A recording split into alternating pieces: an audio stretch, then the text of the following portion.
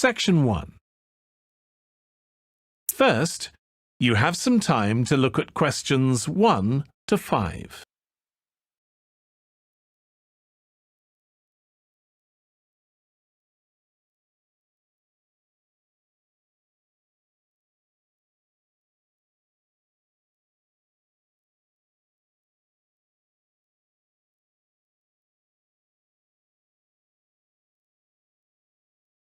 Now we shall begin.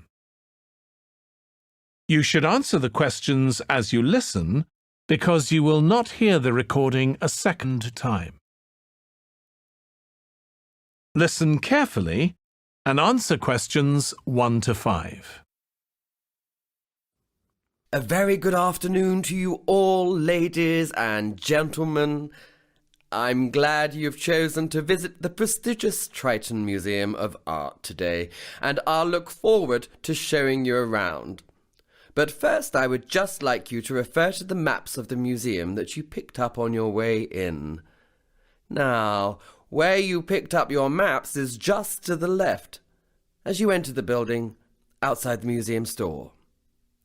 By the way, the store is a great place to pick up some souvenirs before you leave. Oh, and if anyone wants to leave a coat in the cloakroom, then please feel free to do so at no extra charge. It's just over there on the other side of the entrance to the museum store. Okay, so this nice spacious area we're now standing in is the Rotunda. It contains some of the museum's most striking sculptures. From here, you gain access to all the museum. Leading off from the Rotunda are the Warburton Gallery and our other large gallery that houses a permanent art collection.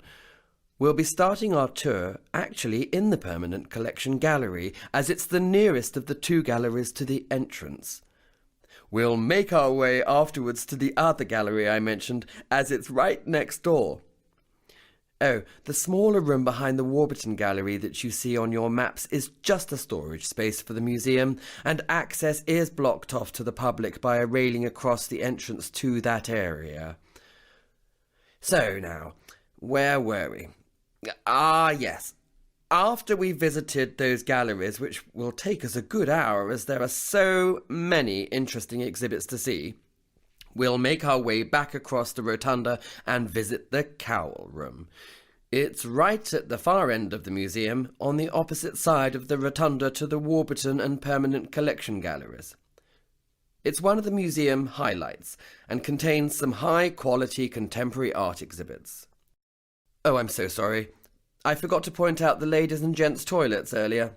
They're just before you get to the Cowl Room and are adjacent to the museum's store. Don't go into the room opposite the toilets. That's our staff room area and kitchen. Right, so that's all you need to know for the moment. Let's begin the tour. Before you hear the rest of the conversation, you have some time to look at questions 6 to 10.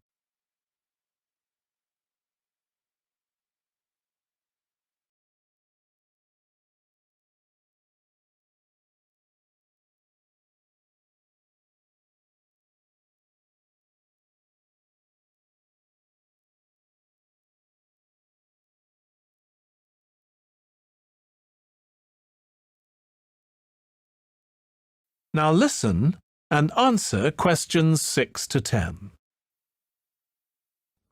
Today we are going to study the typical layout of a medieval English castle.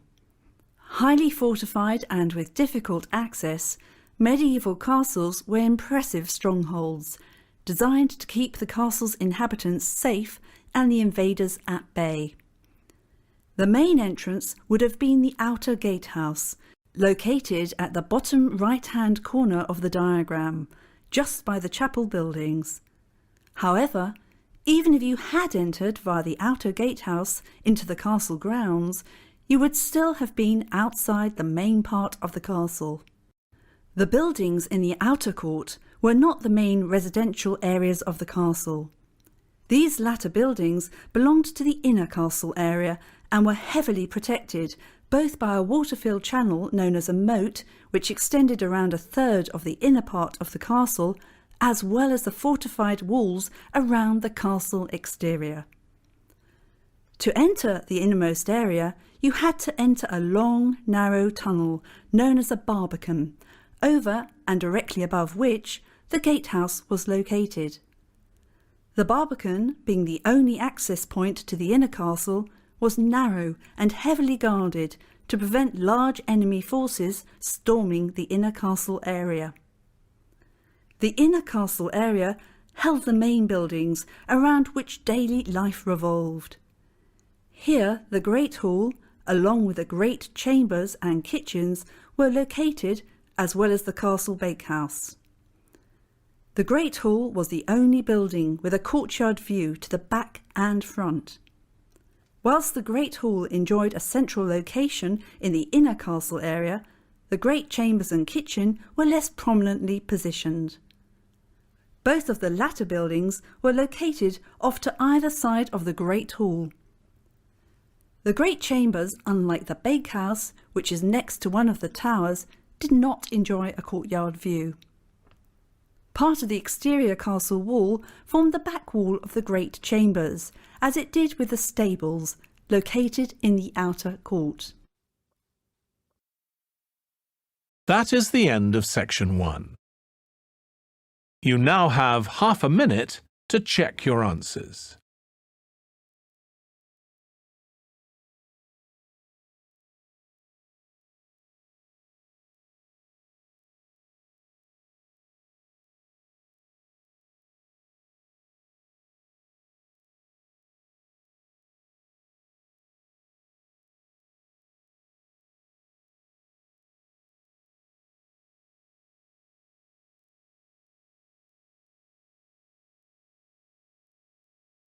Now turn to section 2.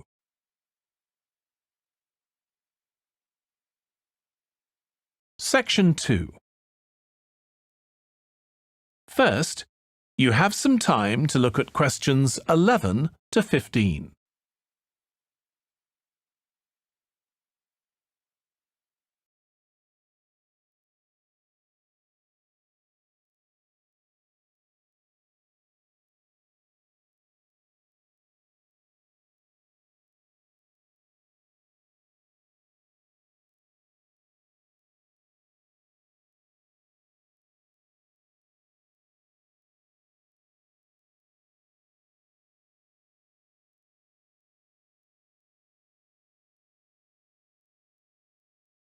Now listen carefully and answer questions 11 to 15. OK, ladies and gentlemen, may I have your attention, please? So, here we are at King's Cross Station. We'll be leaving from here in just over an hour to catch a tube from the underground station, so you'll have a bit of time to look around. But first things first. Just so as you can get your bearings and find your way around this rather complex and confusing station, I will point out essential areas as well as points of interest. At the moment, we are standing in King's Cross Square, facing two main exit doors, one off to our left and the other off to our right. The exits lead from the main platform area, which can be accessed by several entrances, one of which is located just a bit further away to your left, although it is obscured by a wall from where we're standing. Oh, by the way, that building standing on its own, the larger, not the smaller one, on your far left is the Great Northern Hotel. The taxi rank is sandwiched between it and the left luggage office. So, before I go on to a description of the main shopping and platform areas at the other side of the station wall, I'd like to point out the most important point of all, the underground station, which is where we need to meet promptly for departure. Luckily, it's quite prominent, as it's located away from the shopping and platform area of the station. It's just over there on the corner, in between the entrance I mentioned earlier and the exit nearest to the hotel from where we're standing now. Now, for those of you who would like to grab a bite to eat or do a bit of shopping, you can enter the shopping area by that entrance door over there.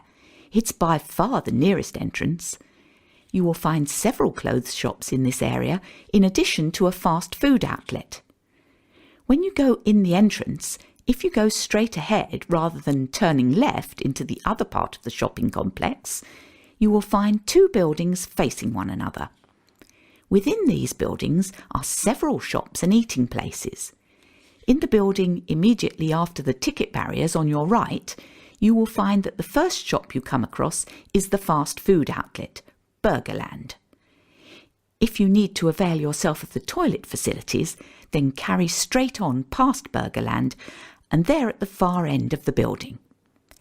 In between the toilets and the ticket office is the disabled meeting point. You will have to enter through this area in order to gain access to the toilets.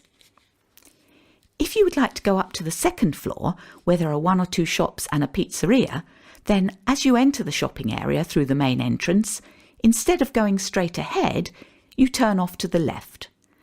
The escalators are immediately on your left again. When you go up the escalators, you will see two buildings again on your left. Go past the first building, and the pizzeria is the first shop that you come to in the second building. Now, I would just like to ask, are there any Harry Potter fans with us today? Ah, good. Yes, I see several hands raised. Well, there's a treat in store for you if you go to the far end of the second building and take the escalator down again to the ground floor. As you reach the bottom of the escalator, turn right and carry on walking, keeping the ticket barrier on your left all the time. Don't turn off left, but carry on walking until you find yourself up against the station wall. This is the famous Platform 9 3/4, immortalised by J.K. Rowling in her Harry Potter books. You'll see half a trolley embedded in the wall to mark the spot. So, those are the main things to do and see. I hope you enjoy yourselves, but please meet me at the underground entrance promptly for departure. Don't be tempted to board the Hogwarts Express on Platform 9 3/4. Before you hear the rest of the talk, you have some time to look at questions 16 to 20.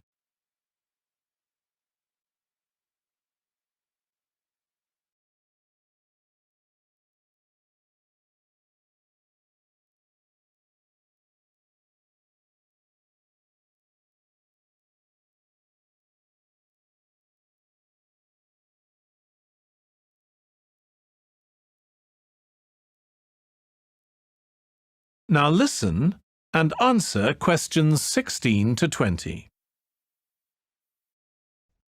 What has been accomplished to date in the city's regeneration has been nothing short of amazing. Yet we hope to set a new benchmark for developments in Birmingham. The Cube will bring forward a new standard of architecture and a building which will not only be Birmingham's most striking waterside location, but also one which is identifiable around the world. The Cube breaks all the boundaries of what has been achieved in Birmingham so far. The finished Cube will be a mixed-use building.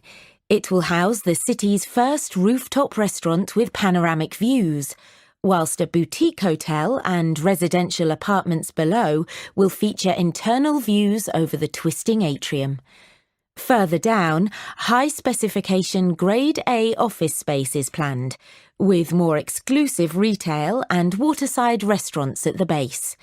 The mailbox has already raised the bar in the quality and calibre of our architecture, and the retail offerings, worldwide brand names and stylish restaurants have given Birmingham a contemporary profile, rivalling the capitals of Europe. From the outset, the Cube's design team sought to create a new landmark building for Birmingham, which fits into its context and which draws people in. Lined with coloured glass and with an exterior clad in shimmering metal fretwork, the Cube has visible links to Birmingham's heritage in engineering and jewellery manufacture. It was essential that the building created a strong visual presence, immediately identifiable as a gateway to the canal and city centre area to the north. Our city is a city of the future, and as a futuristic building with phenomenal foresight in style and design, The cube is indicative of our plans in how we see Birmingham developing. The cube will help to elevate us onto a global stage. Now, let's go and have a look at the progress of the entrance gateway. That is the end of section 2. You now have half a minute to check your answers.